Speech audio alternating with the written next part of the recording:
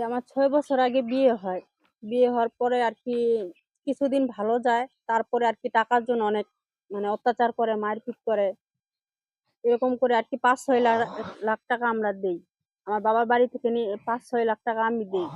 টাকা দিলে ভালো, না দিলে আবার অত্যাচার শুরু করে, মারপিট করে।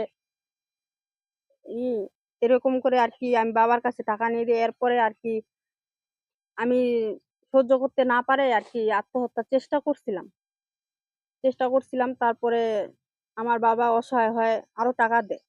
টাকা দেওয়ার পরে কিছুদিন ভালো যায়, আবারও মারপিট শুরু করে, অত্যাচার শুরু করে, এরকম করে চলতে থাকে।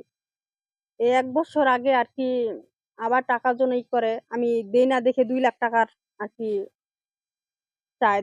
দেই না দেখে আমাকে মারপিট করে বাসা থেকে বাইর করে দেয়, ৩ বাচ্চা সহ। বাইর করে দেওয়ার পরে আমি আমার এইখানে বাবার বাড়িতে পড়ে আছি অসহায়ভাবে। আমার বাবা একজন পঙ্গু মানুষ। উনারও আর্থিক অবস্থা খুব খারাপ। এইভাবে পড়ে আছি আমি ৩ বাচ্চা সহ। উনারা করতেছে, একবার আসলো, বসার পরে টাকার কথা বলতেছে, ২ লাখ টাকা দিবে, তারপরে নিবে নয় নিবে না। উনার ভাইকে আরেক জায়গায় বিয়ে দিবে।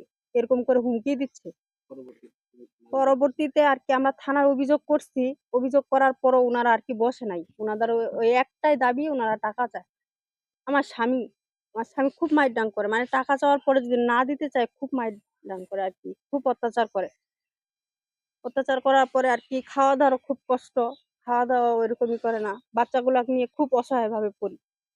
এভাবেই আমার বাবার বাড়িতে আমি কয়েকবারই আসছি। আসার পর ওনারা নিয়ে গেছে ভালোভাবে, যে আর এরকম হবে না। বুঝায় শুনায় নিয়ে যাওয়ার পরে কিছুদিন পরে আবার ধরেন যে টাকার চাহিদা উনাদের, টাকা লাগবে। আর যদি আমি বলি যে আমার বাবার কাছে এখন টাকা নাই, তখন খুব মারপিট করে। মারপিট করার পরে বিচার চাই। আমার ৩ বাচ্চা সহ আমি যেকোনো আমি বিচার চাই।